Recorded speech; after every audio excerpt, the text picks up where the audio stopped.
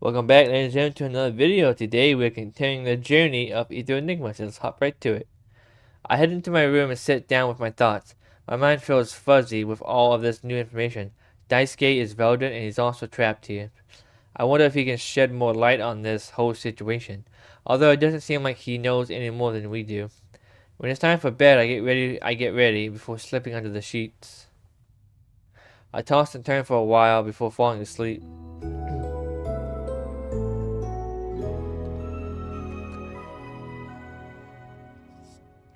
Next few weeks at school feel both different and the same.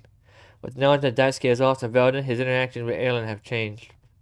He's more direct and is careful not to act too familiar towards her, even though she's stuck here.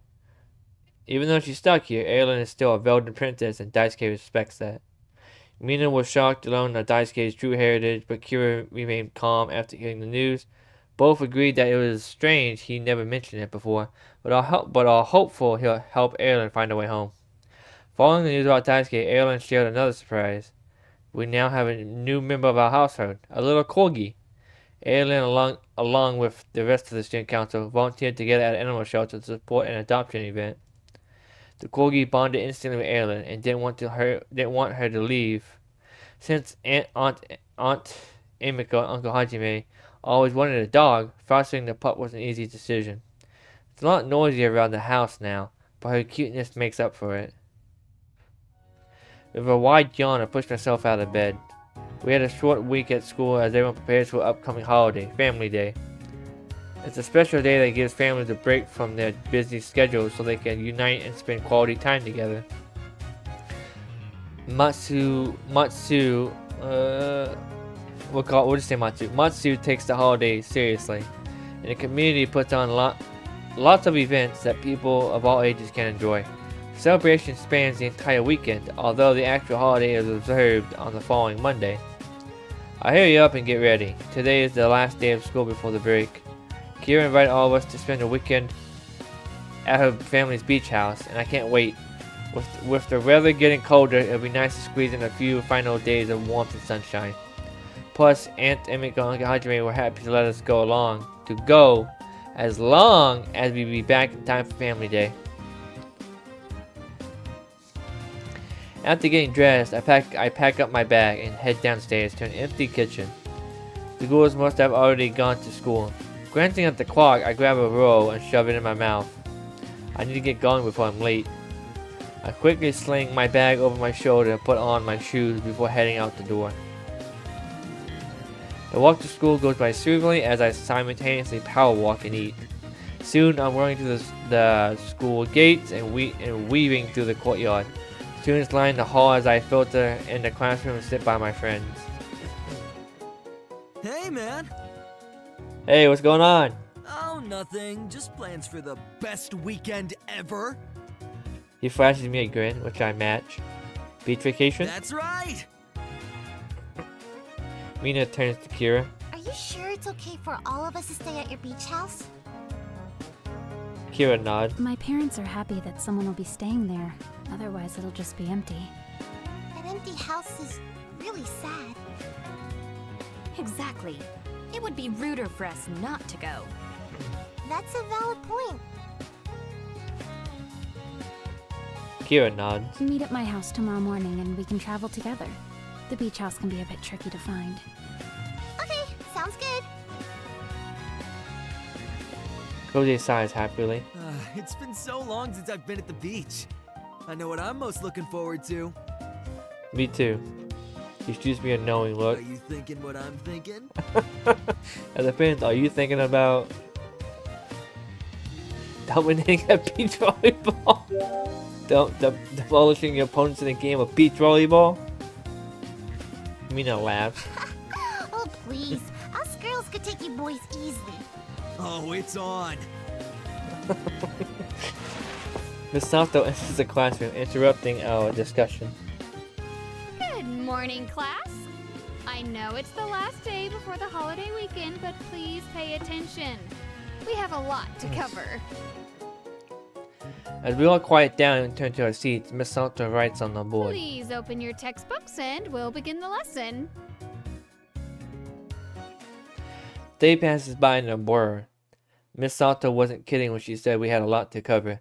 My head is full from everything we learned today. As soon as we're dismissed, everyone jumps out of their seats and packs up. I throw all my things into my bag and sling it over my shoulder.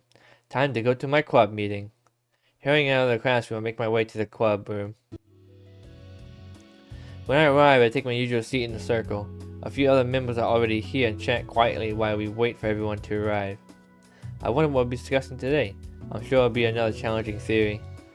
Once everyone arrives, Kohaku clears his throat and begins the discussion. Chaos theory. Can anyone tell me what that is? Silence, then the quiet girl speaks up. Essentially, it's the idea that seemingly small random changes can lead to large differences in outcomes. Precisely. There are still more than a couple of blank looks. Think of the butterfly effect. Chaos theory would predict that the butterfly flapping its wings at precisely the right moment could lead to a hurricane forming on the other side of the world. It's the idea that what we think of chaos isn't necessarily just a chain of randomness, but a pattern of predictability. The difficulty for us is our ability to know the exact chain of conditions to make accurate predictions. Exactly. I'm still lost. Let's try an example. Let's say you're in a class and the teacher is assigning you into groups. Normally, she'd pair you with whoever's sitting next to you. But today, your desk mate isn't there. So you get placed into a group of 3. You don't get along with the other 2, and they refuse to do the work. So you do it all on your own and get a decent grade. But you're upset that anyone in your group is graded equally when you did all the work. So you tell the teacher what really happened, and she changes the other 2 grades into something lower. Now those 2 are mad at you and tell everyone in school that you're a tattletale and no one wants to work with you ever again. Now, if we revisit this scenario, you were only placed with those 2 partners because your desk mate wasn't there. The only reason she wasn't there because she skipped lunch, didn't feel well, and had to go to the nurse's office. The reason she skipped lunch was because her brother accidentally took her lunch with him to his school when they were packing up in the morning, and she didn't bring lunch money. And the reason her brother didn't pay attention while grabbing his stuff was because he didn't sleep well the night before. But because of her brother, your reputation is ruined. So the outcome of your social life hangs in the balance of whether or not your desk mate's brother had a good night's sleep. The theory kind of explains a lot. You sure not, bro? That theory kind of explains a lot. Now that you think about it, this theory weirdly makes a lot of sense. I wonder what actions influence a lot of the outcomes in my life. What determined that I would be the one to help Aelin, or that Kira would be in the right place and right time to see Aelin fall? One of the students shakes his head. All this thinking is making my brain hurt. Kohaku chuckles. But do you know what event might have triggered all of the other events that would culminate into your brain hurting? Now my brain hurts even more! We all giggle and decide to take a break. This is a lot to wrap my mind around. Afterwards, we resume our discussion until the meeting is over. I'll think about everything we talked about as I help tidy up, and then I leave the room. Back in the hallway, I run into Aelin. Hey, Aelin. Oh, hello. Are you heading home now? We can walk together. In a moment. I have one last task I need to finish up. Would you like to come with me? It won't take long. Sure. Follow her down the hall, wondering where she's headed. Erilyn! We pause as Daisuke catches up. Hello, Daisuke. Hey. Hi, She offers me a smile. and I'm glad I caught you two. Do you have plans for the holiday weekend? Yeah, we're going to spend a weekend at the beach. Oh, that sounds like it'll be a good time.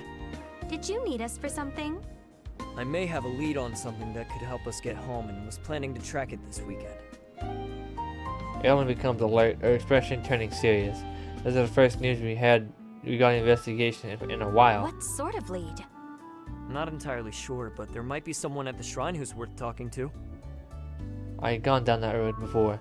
Daisuke nods. Yeah, I know. But it can't hurt to check it out. Did you want us to join you?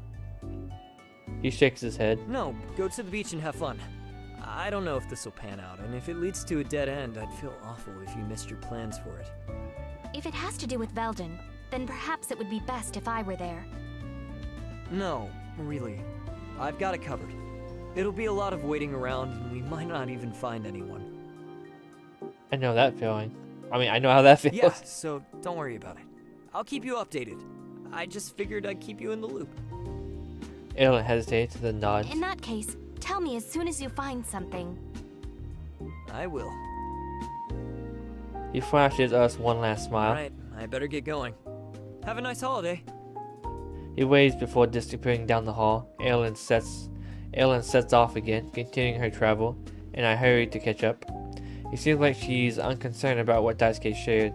Are you worried at all what Daisuke will or won't find? I'm unsure. What do you mean? We've tried investigating the shrine in the past, and it's led us nowhere. Maybe Daisuke will have more luck, but a part of me wonders if he's needlessly spinning his wheels.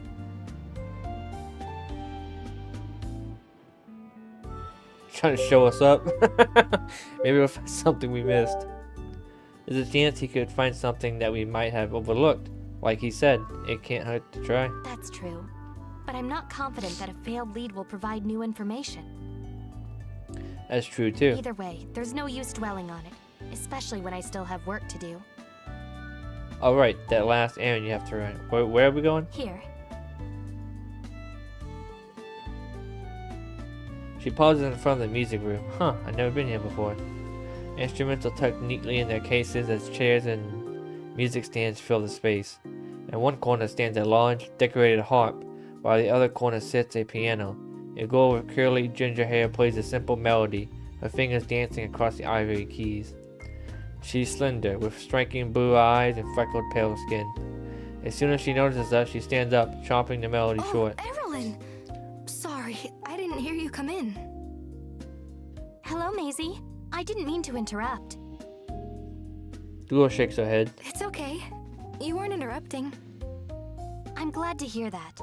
I just came to make sure the harp that was ordered for the music club's showcase arrived.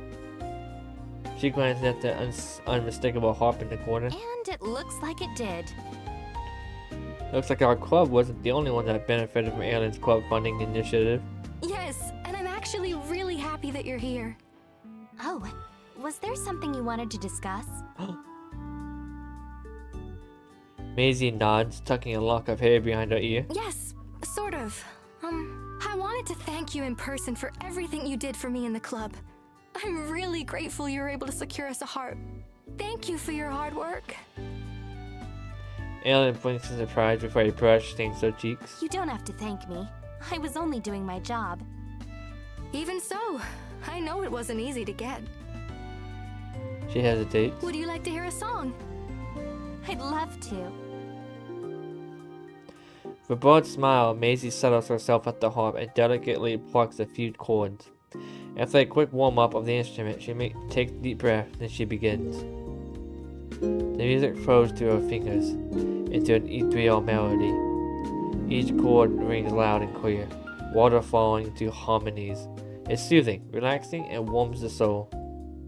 As the last chords fade away, Aelin and I break out into applause. That was magnificent, Maisie.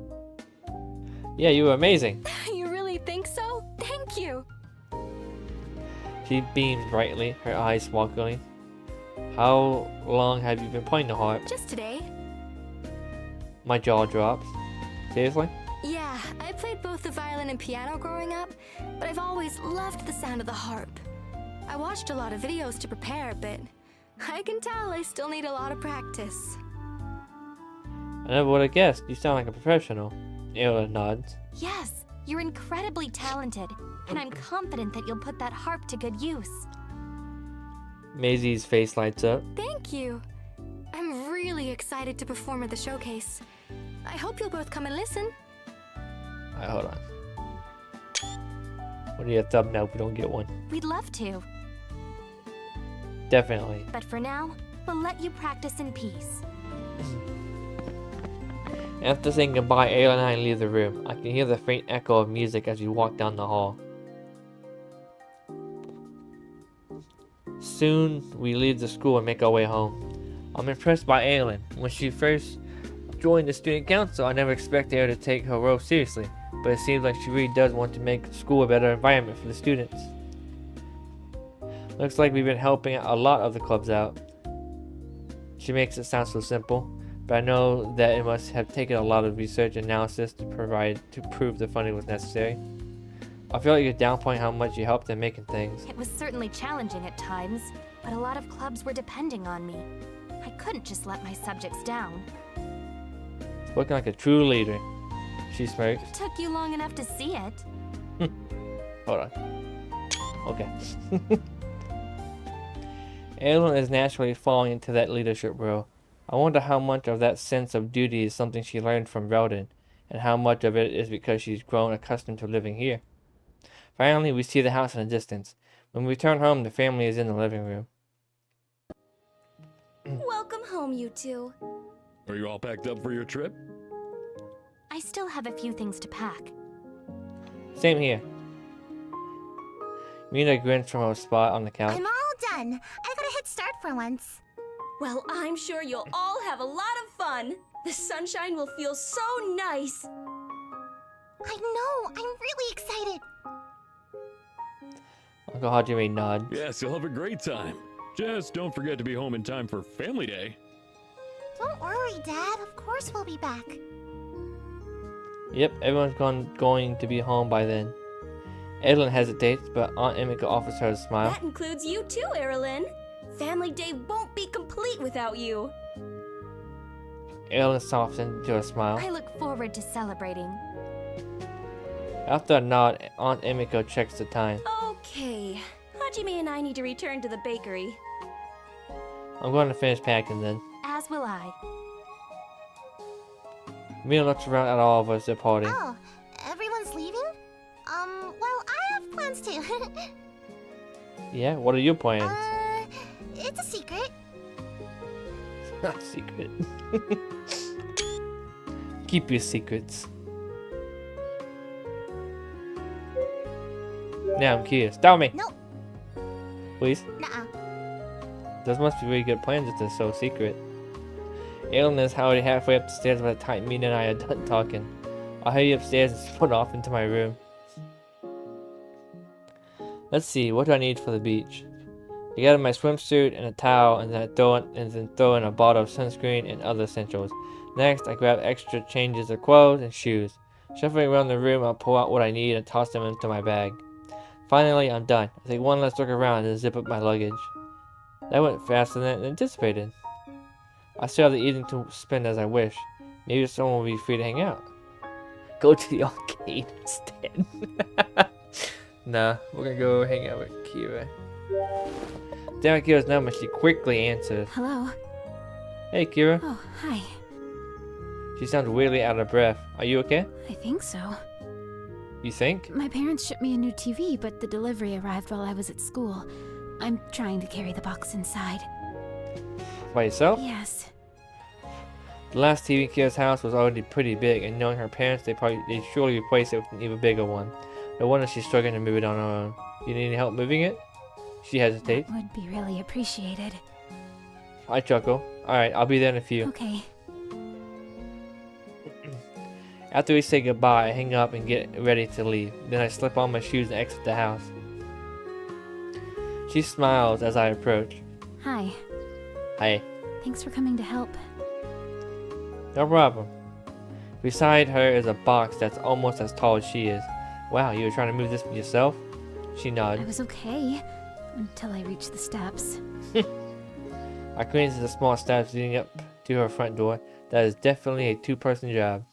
Yeah, I can see that. Let's get this moved in. With a nod, Kira grabs one side of the box and I lift the other. Carefully, we squeeze to the front door and gently place it down in the living room.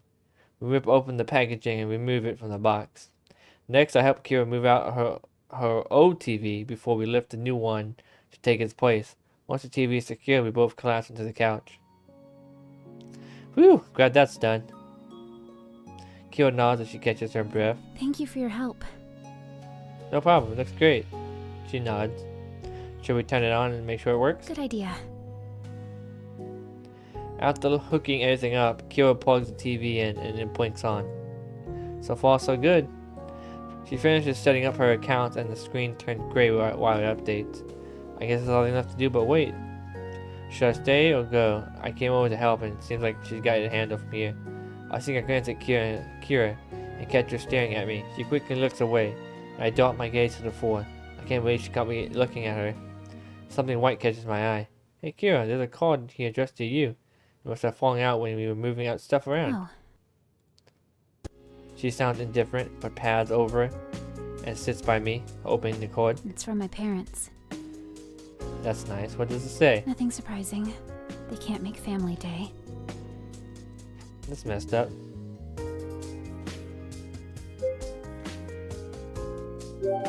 I frowned, furrowing my brow.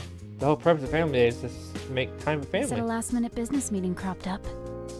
But everyone has family day off from work. That's literally the whole point of this holiday, to make sure there's nothing that can help you from your family. She blinks at my outburst. Sorry, I didn't mean to It's yell. okay. The stony expression on her face melted into a small Nobody's smile. ever been this angry for me before. I just think what they're doing is unfair. She shrugged. I'm used to it. They've canceled family day in previous years too. Truth be told, I was just waiting for the card to show up, and as expected, here it is. That really sucks. I think it's harder for my brother. I blink. You have a brother?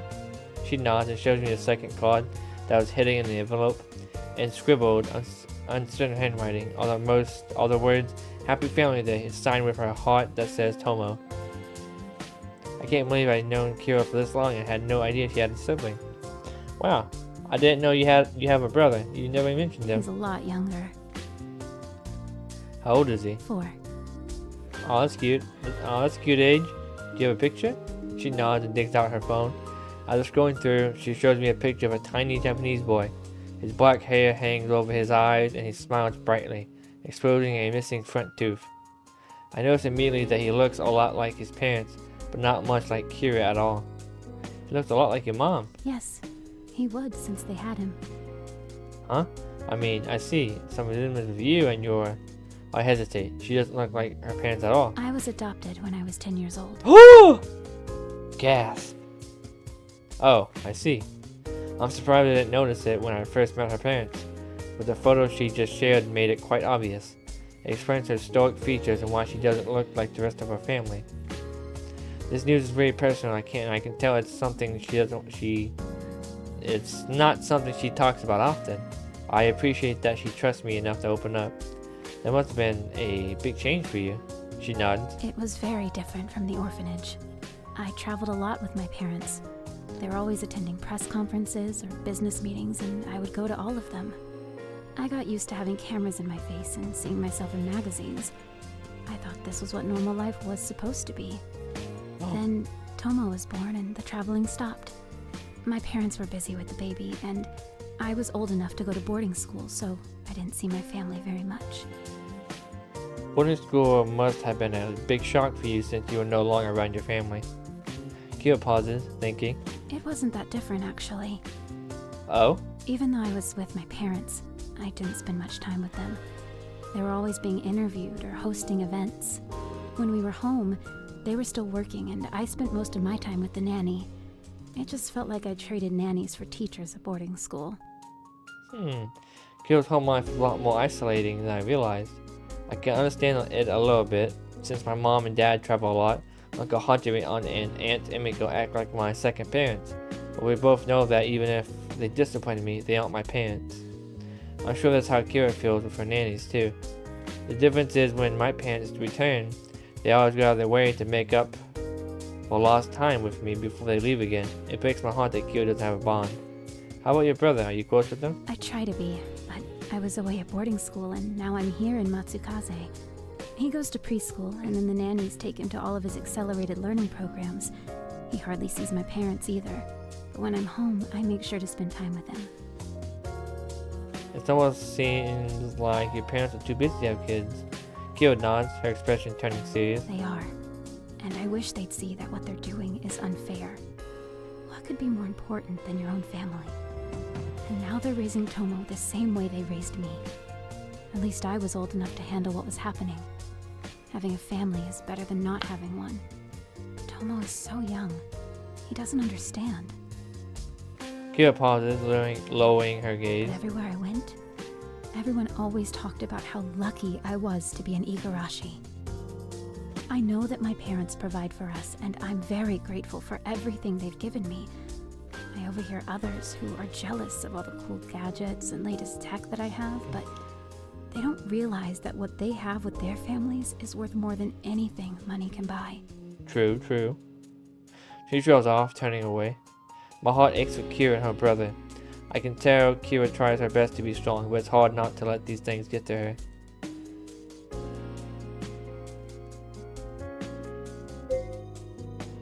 Here we go. Your family loves you. I'm sure your parents love you. They just don't know how to show it. Kira remains How quiet. can you be certain of that? Look at all the things they do for you.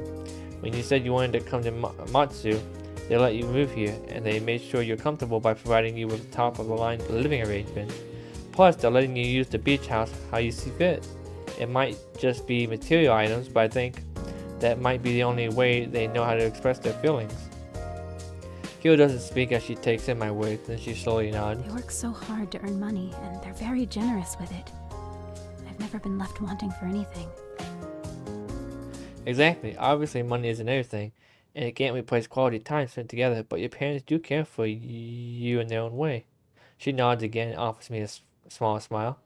Besides, you also have Tomo, and he has you, a big sister who will give him lots of hugs, and who will definitely tease him about the ghouls when he's older. Kira blinks and giggles. That's true. Tomo will always have me to be there for him.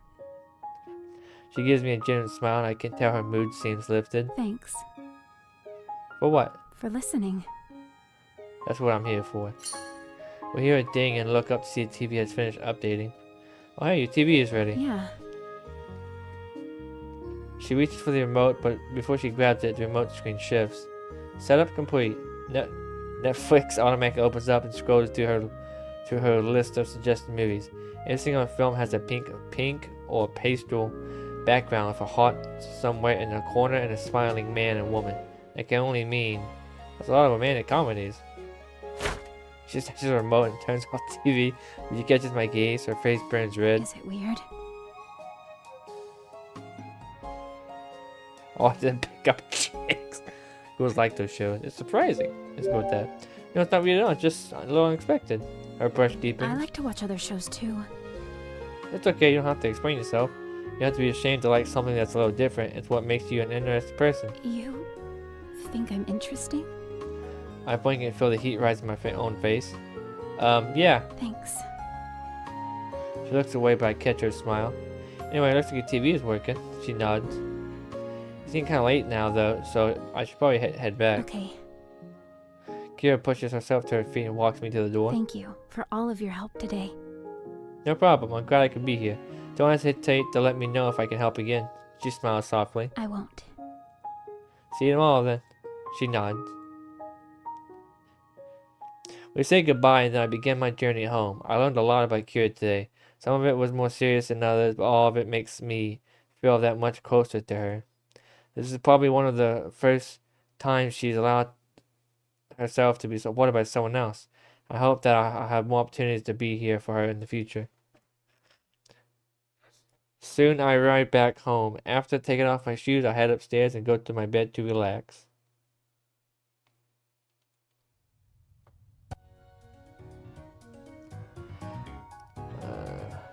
Hold on. Okay. I relax for a little bit, trying to decide what I want to do before bed. But a noise in the hallway distracts me. As I poke my head in the hallway, it sounds like the noise is coming from Mina's room. I wonder what she's up to. I go down the hall and see the door is open. Mina hovers at her desk, flirting with the webcam. Hey, she turns around and grins. Oh, hey guys. Then in the room, I see Koze leaning on the other side of the desk. My man! Glad to see you're finally available. Koze, when did you get here? Oh, he came over a little bit ago. Oh, I see. Rumor around the office is that you went to spend some quality one-on-one time with Miss Igarashi. It was nothing like that. She just needed help moving or something. Koze grins. I hate that I know exactly what he's thinking. Really, dude? I didn't say anything.